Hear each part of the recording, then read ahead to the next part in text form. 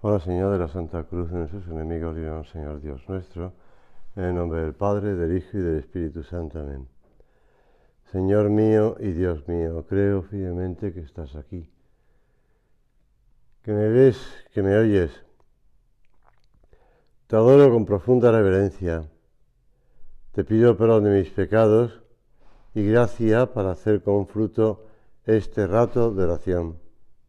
Madre mía Inmaculada, San José, mi Padre y Señor, Ángel de mi guarda, interceded por mí.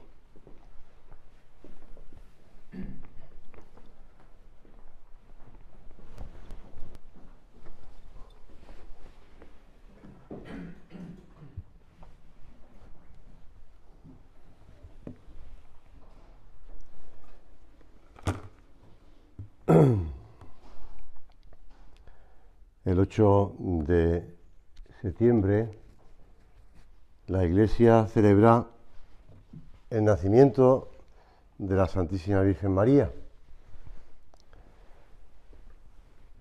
Y en el Evangelio de San Mateo dice: la generación de Jesucristo fue de esta manera.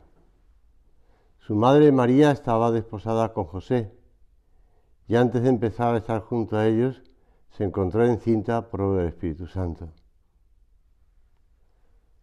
Dice el martirologio romano: fiesta de la Natividad de la Bienaventurada Virgen María, de la estirpe de Abraham, nacida de la tribu de Judá y de la progenie del rey David, de la cual nació el Hijo de Dios, hecho hombre por obra del Espíritu Santo, para liberar a la humanidad de la antigua servidumbre del pecado. Cito estas palabras de, por decirlo así, este calendario litúrgico antiguo, este martirologio romano, porque me recuerda algo que he estado leyendo estos días, cuando dice de la estirpe de Abraham, nacida de la tribu de Judá. Un libro que se titula Jesús y las raíces judías de María. Es un libro publicado por un norteamericano y por eso digo que estirpe de Abraham, de la tribu de Judá, y el título es Las raíces judías de María. ¿Y por qué este título y por qué esta argumentación en el libro este? Él cuenta que, siendo católico, pues conoció a una chica que era batista, creo que era. Y en el segundo año de la universidad decidimos casarnos. Elizabeth y yo habíamos fijado una cita con el nuevo pastor de su iglesia para hablarle de la posibilidad de celebrar la ceremonia allí, en el templo, al que acudía su familia. Dimos por sentado que no habría inconveniente porque esa iglesia la había levantado el abuelo de Elizabeth. Pero cuando nos sentamos en su despacho, lo que se suponía que iba a ser un encuentro breve, se convirtió en un largo y acalorado interrogatorio de 2 horas en el que el pastor cuestionó mi fe católica. El pastor me había planteado las dudas para las que no tenía respuestas. Una de ellas en particular se me ha quedado grabada en la memoria: la acusación de que la veneración de los católicos por María, además de no ser bíblica, es idólatra. Y entonces este hombre se casó con la tal Elizabeth, pero empezó él a estudiar más, sobre todo cuando estaba al terminar la universidad. Ocurrió algo dramático que modificaría para siempre mi visión de la Virgen y que excavó los cimientos para la escritura de este libro. Empecé a descubrir las raíces judías de las creencias católicas acerca de María. Uno de los libros que cita es el de Scott Hahn.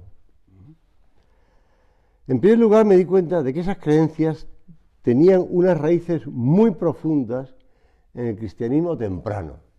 Es decir, que los primeros cristianos tenían muy claro las raíces judías y por tanto la veneración de la Virgen. En segundo lugar, fui comprendiendo poco a poco que esas antiguas doctrinas sobre María nacían directamente de lo que creían a su vez sobre Jesús. No era algo separado. En palabras del Nuevo Catecismo de la Iglesia, y a cita del Catecismo, lo que la fe católica cree acerca de María se funda en lo que cree acerca de Cristo. Pero lo que enseña sobre María ilumina a su vez la fe en Cristo. Y tercero y último, y lo más importante, descubrí que los primeros cristianos habían extraído esas creencias del Antiguo Testamento y no solo del Nuevo. En palabras de Joseph Ratzinger, el futuro Papa Benito XVI, la imagen de María en el Nuevo Testamento está tejida completamente con hilos del Antiguo. Por lo tanto, la celebración que hacemos del nacimiento de la Virgen nos recuerda que estamos hablando de una mujer judía y lo que celebra la Iglesia el día 8 de septiembre es el cumpleaños de nacimiento de una niña en una familia judía que ha sido elegida por Dios para ser su madre. Eso sí. Y por tanto, la madre de un judío. Y que no podíamos separar nada, porque es lógico.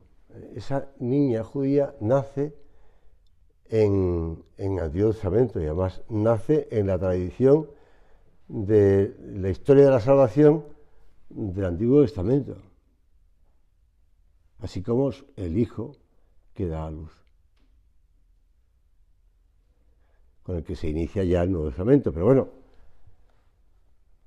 el misal romano escoge esta oración después de la comunión: que se alegre tu iglesia, Señor, y se goce en el nacimiento de la Virgen María, que fue para el mundo esperanza y aurora de salvación.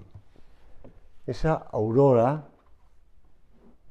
que precede al nacimiento del día, pues es para nosotros motivo de gran esperanza y alegría, porque ella es la aurora de salvación que precede al nacimiento del Salvador. Nos podemos preguntar cuántos años cumple hoy la Virgen, ¿no? Para ella el tiempo ya no pasa, ¿verdad? Porque ha alcanzado la plenitud de la edad, esa juventud eterna y plena que nace de la participación en la juventud de Dios. Eso que se reza en un salmo, ¿no? De la juventud de Dios, que según lo dice San Agustín, es más joven que todos. Recuerdo cuando vivía en México, en algunos oratorios, iglesias, pero oratorios grandes, encontré algo que no había visto hasta entonces, que era que encima de la puerta, por dentro del oratorio, por tanto lo que veías al salir, era una representación de la Trinidad. No muy grande, pero suficiente para estar encima de la puerta. Pero que me sorprendió. Es como si te dijeran, bueno, sales de la presencia de Dios uno y trino, que te acompañan. Me he acordado porque lo dice San Agustín, ¿no? Es decir, ese señor mayor, con barba blanca, con el pelo canoso, que representa a Dios Padre, pues dice San Agustín en una de sus homilías, es más joven que todos, precisamente por ser eterno e inmutable. Quizá hemos podido ver de cerca la alegría y la juventud de una persona santa, ¿verdad? El otro día en el curso anual veíamos una tertulia con San José María en Lima, en Perú, y comprobamos la alegría y contemplar cómo de un cuerpo que lleva el peso de los años De hecho, si no recuerdo mal, estaba con gripe o con catarro fuerte, porque se secaba la garganta y además pues sacaba el pañuelo con cierta frecuencia. Pues surge una juventud del corazón con una energía, una vida incontenible. Es la vida, la eterna juventud de Dios. Esta juventud interior, que es más honda cuanto mayor es la unión con Dios. Y la Virgen Santísima María, por ser la criatura que más íntimamente ha estado unido a Él, es ciertamente la más joven de todas las criaturas. La juventud y la madurez se confunden en ella. Y también en nosotros cuando vamos derechamente ad Deum, cui letifica juventutes meam. A ese Dios, que decía antes con el Salmo, que nos rejuvenece cada día por dentro y con su gracia nos inunda de alegría. Aunque vayamos cumpliendo años, si seguimos el ejemplo de la Virgen Santísima, no nos haremos viejos interiormente, no nos anquilosaremos, no nos quedaremos pues agarrotados por las malas experiencias, por las enfermedades que ya con el tiempo se van presentando y que te van limitando, etcétera, etcétera, etcétera. Ad Deum cui juventudes meam, cui letifica juventudes meam. A Dios que alegra mi juventud. Por eso preguntarnos los motivos que pueda haber en nuestra vida bueno, pues eso que te decía antes de las personas mayores, ¿no? Que se vuelven un poco experimentadas, quejicas o quejosas, molestas, enfadadas, protestonas. Pues preguntarnos si eso también nos pasa. Pues a lo mejor estamos perdiendo la juventud, pero la juventud de Dios. Desde su adolescencia, la Virgen gozó de una madurez interior plena y proporcionada a su edad. Y ahora en el cielo, con la plenitud de la gracia, la inicial, como le dijo el arcángel San Gabriel, y la que alcanzó con sus méritos uniéndose a la obra de su Hijo, nos contempla y presta oído a nuestras alabanzas y a nuestras peticiones. Porque aunque celebremos el cumpleaños de nuestra madre, y le hagamos regalos, pero también siempre, como pasa con todas las madres de la tierra, ¿no? Que los hijos le hacen regalos el día de su cumpleaños y le hacen fiesta, pero después se aprovechan también para pedirle una cosa. Pues nosotros hemos de hacer lo mismo, porque al dar gracias a Dios por la Virgen, por esta madre que quiso escoger para que sea su madre y nuestra madre, porque nos la entregó junto a la cruz, pues ella nos mira y nos comprende, porque ella, después de Dios, es quien más sabe de nuestra vida, de nuestras fatigas, de nuestros empeños por ser santos. Todos los padres piensan cuando nace un hijo que es incomparable. Bueno, todos ya incluso lo hemos comentado cuando a veces, no sé si lo comentaba yo en agosto, cuando te mandan una foto de un niño recién nacido y tienes que decir que es guapísimo o guapísimo. Pero bueno, tú ves un niño recién nacido. Pues eso mismo pensaron también San Joaquín y Santa Ana cuando nació María. Y ciertamente no se equivocaban, porque todas las generaciones la llaman bienaventurada. No podían sospechar, dice Orozco, Antonio Orozco, en el libro suyo En torno a María, no podían sospechar que aquel día Joaquín y Ana lo que había de ser aquel fruto de su limpio amor. Nunca se sabe. ¿Quién puede decir lo que será una criatura recién nacida? Nunca se sabe. Antonio Orozco, muy Muy poético siempre, ¿no? Pero es verdad, nunca se sabe lo que Dios quiere de esa criatura, de lo que desde la eternidad ha pensado para esa criatura. Por eso la fiesta del cumpleaños de la Virgen nos lleva a mirar también con hondo respeto la concepción y el nacimiento de todo ser humano, a quien Dios le ha dado el cuerpo a través de los padres y le ha infundido un alma inmortal e irrepetible, creada directamente por Él en el momento de la concepción. Decía San Juan Pablo II, la gran alegría que como fieles experimentamos por el nacimiento de la Madre de Dios comporta a la vez para todos nosotros una gran exigencia. Debemos sentirnos felices por principio cuando en el seno de una madre se forma un niño y cuando ve la luz del mundo. Incluso cuando el recién nacido exige dificultades, renuncias, limitaciones, gravámenes, deberá siempre acogido y sentirse protegido por el amor de sus padres. Y por todos. Todo ser humano concebido está llamado a ser hijo de Dios y a darle gloria y a un destino eterno y feliz. En uno de sus libros recoge Alfonso Aguiló: Juan Bautista Sarto era alguacil en Riese, un pueblecito del norte de Italia, pequeño y humilde como la mayoría de los que había en toda aquella zona a mediados del siglo XIX. Aquel hombre vivía de su modesto empleo en el ayuntamiento, de su trabajo en un pequeño huerto y de lo que le proporcionaba el cuidado de una vaca. Su mujer Margarita trabajaba como costurera. Tenían 10 hijos aún pequeños. El mayor, Beppino, parecía un chico despierto. Era una pena, pensaba, que esa inteligencia se perdiera, pero él no tenía dinero para dar estudios a ninguno de sus hijos. Un día de 1844 se plantó en su casa el coadjutor de la parroquia. Le dijo que habría que enviar a Beppino a estudiar a Castelfranco porque el chico quería ser sacerdote. Su padre se angustió un poco. ¿Qué podía hacer él, un pobre alguacil de pueblo, sin más recursos que su huerto y su vaca, y con tantos hijos a la mesa?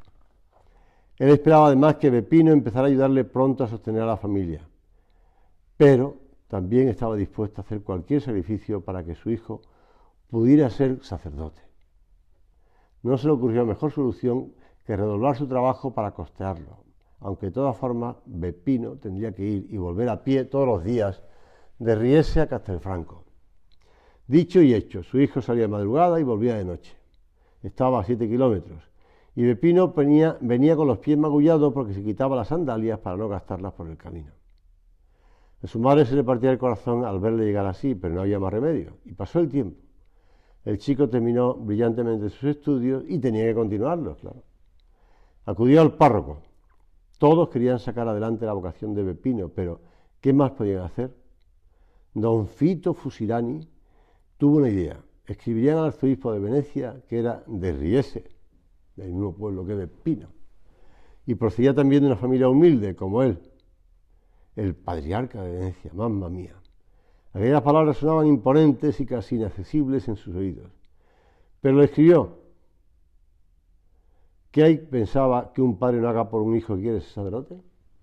Pasaron las semanas, cuando llegó la carta, no se atrevían a abrirla. Don Fito leyó: el cardenal de Venecia concedía una beca para que su hijo estudiara en Padua. Como sabes, este fue papa, y además papa santo, San Pío X. Pues, ¿quién se imagina que puede ser una criatura que van a hacer? La Virgen nos ayuda a defender al niño recién nacido y a defender a las familias que tienen esos hijos que Dios les da. Dios Padre, al contemplar a María recién nacida, sabiendo, no como Joaquín y Ana que no sabían, se alegró con una alegría infinita a ver a una criatura humana sin el pecado de origen, llena de gracia, purísima, destinada a ser la madre de su hijo para siempre. Aunque Dios concedió a Joaquín y Ana una alegría muy particular, ¿qué habrían sentido si hubiesen sabido que iba a ser la madre de Dios?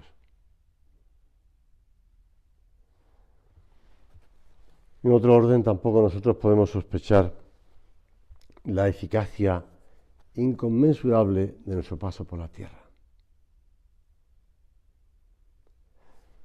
Si seguimos los pasos de Dios, si seguimos lo que el Señor nos va poniendo delante, si somos fieles a las gracias recibidas para llevar a cabo nuestra propia vocación, otorgada por Dios desde la eternidad.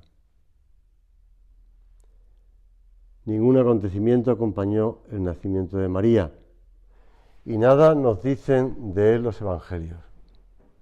Nació quizá en una ciudad de Galilea, probablemente en el mismo Nazaret, y aquel día nada se reveló a los hombres de aquel pueblecito.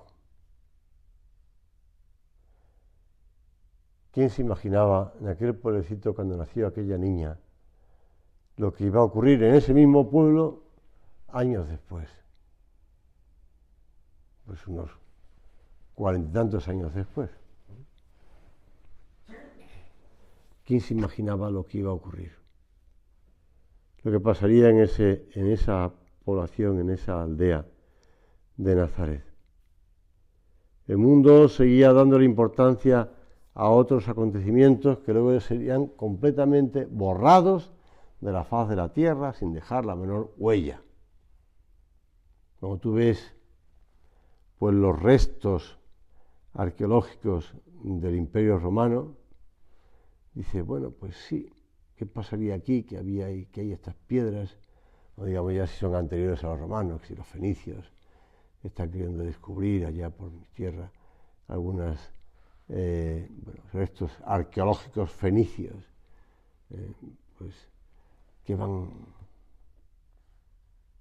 nada, y pasaron cosas que en ese momento a lo mejor eran muy importantes, porque habían construido un templo al dios Melcar, ¿no? El dios de los fenicios, en un lugar que después sería llamado Santipetri, no es que fuese es reconocido por los santos, ¿no? Y así tantas cosas. Con frecuencia lo importante para Dios pasa oculto a los ojos de los hombres que buscan algo extraordinario para sobrellevar su existencia. Solo en el cielo hubo fiesta, y una fiesta grande, como la que nosotros celebramos, una fiesta grande. La Virgen Santísima, esa niña que se llamaba María, ha nacido. Después, durante muchos años, la Virgen pasa inadvertida. Todo Israel esperaba a esa doncella anunciada en la Escritura y no sabe que ya vive entre los hombres. Externamente apenas se diferencia de los demás. Tenía voluntad, quería, amaba con una intensidad difícil de comprender para nosotros, con un amor que en todo se ajustaba al amor de Dios. Tenía entendimiento al servicio de los misterios que poco a poco iba descubriendo. Comprendía la perfecta relación que había entre ellos, las profecías que hablaban del Redentor, ya lo manifestó en el Magnífica, y entendimiento para aprender cómo se hilaba o se cocinaba o se lavaba. Y tenía memoria y guardaba las cosas en su corazón. Esto lo dice el Evangelio. Y pasaba de unos recuerdos a otros y se valía de referencias concretas. Ella tampoco sabía lo que Dios quería de ella, pero ella se iba preparando con su inteligencia, con su voluntad, con la gracia. Poseía la Virgen una viva imaginación que le hizo tener una vida llena de iniciativas. Lo vimos, lo vemos en el Evangelio, lo narran. No tienen vino, se dan cuenta, no tienen vino. Y de sencillo ingenio en el modo de servir a los demás, de hacerle más llevadera la existencia, a veces penosa por la enfermedad, por la desgracia. Y Dios la contemplaba desde el cielo, lleno de amor, en esos menudos quehaceres de cada día, y se gozaba con un inmenso gozo en estas tareas sin apenas relieve. Como Dios te contempla y como Dios en tu vida normal nos enseña a obrar de tal modo que sepamos hacer de todos los días de cara a Dios, con rectitud de intención. Lo comentaban el otro día en el círculo, ¿verdad? He rectificado la intención. a servir a los demás, sin ruido, sin hacer valer constantemente los propios derechos o los privilegios que nosotros mismos nos hemos otorgado, a terminar bien el trabajo que tenemos entre manos. Si imitamos a nuestra Madre Santa María y se lo pedimos, aprenderemos a valorar lo pequeño de los días iguales, a dar sentido sobrenatural a cada uno de los actos. Lo que sea, desde corregir unos datos en un ordenador, pues hacer la cama, pues a buscar las referencias precisas para explicar una clase, a limpiar algo, bueno, estas pequeñas cosas que son lo ordinario, hechas por amor, y que, como dice San Juan Pablo II, María es el ejemplo acabado de esta entrega diaria que consiste en hacer de la propia vida una ofrenda al Señor. Como hemos empezado el día haciendo el ofrecimiento de obras. Cuentan de un obispo norteamericano muy conocido, con cierta influencia por su labor y por su predicación. Yo imagino quién era, pero la anécdota la tengo narrada sin el autor o sin el personaje. Un día uno de sus amigos le hizo saber que algunos le miraban con recelo porque le achacaban demasiado entusiasmo en su culto a la Virgen María. Y él le respondió: ya quisiera yo que al final de mi vida, cuando comparezca ante Dios, no tenga otra cosa que reprocharme más que esta: el haber amado demasiado a su madre. Me sentiría muy tranquilo y enormemente feliz. Bueno, por eso aprovechamos para renovar los deseos y los propósitos de cariño a la Virgen, de aprender de ella, de tener esos deseos de seguir sus pasos, imitándola, como un hijo aprende de su madre, y ayudado por su madre, claro está. El Día de la Natividad de la Virgen, en muchos pueblos y ciudades celebran fiestas. Leyendo el calendario litúrgico, pues pone ahí en tal sitio tal fiesta, en tal sitio tal fiesta. Pues, dice San Pedro Damián, si San Salomón con motivo de la dedicación del templo material celebró con todo el pueblo de Israel solemnemente un sacrificio tan copioso y magnífico, ¿cuál y cuánta no será la alegría del pueblo cristiano al celebrar el nacimiento de la Virgen María, en cuyo seno, como en un templo sacratísimo, descendió Dios en persona para recibir de ella la naturaleza humana y se dignó vivir visiblemente entre los hombres? Claro que es un día grande de fiesta, el cumpleaños de la Virgen. Que no dejemos de festejar a la Santísima Virgen con esas delicadezas propias de los buenos hijos. Que acudamos pues con pequeños detalles, porque tampoco nosotros, como los niños pequeños, que tampoco le pueden ofrecer a su madre grandes cosas, ¿no? Y lo que hacen, pues esas manualidades que en el colegio preparan el Día de la Madre y los niños están ahí haciendo pues unas cosas muy sencillas, porque tampoco... Además, el profesor tiene que intentar dirigir a los 20 y tantos niños de la clase para que cada uno vaya trabajando en lo suyo sin manchar al que tiene al lado, sin estropear el que tiene enfrente y haciendo el suyo bien, por lo menos decente, para que llegue a su madre y se lo regale, ¿no? Bueno, pues también nosotros, ¿qué le vamos a regalar a la Virgen? Pues pequeñas cosas, hechas con todo el cariño del mundo, pero hechas por amor a la Virgen. Y pensemos en esas pequeñas cosas que le podemos regalar. Ya sabes cuáles son, bonitamente, pues podemos ofrecer un pequeño sacrificio, le podemos ofrecer pues una oración con más atención, o le podemos ofrecer pues esa hora de trabajo bien realizada, por amor a Dios y por cariño a ella, esas pequeñas cosas. O aceptar esa contradicción, o aceptar, pues pedimos al Señor que nos ilumine, el Señor que nos dé ideas, como el profesor que va enseñando a los niños a preparar el regalo para su madre, pues que nos vaya ayudando a preparar un regalo para la Virgen.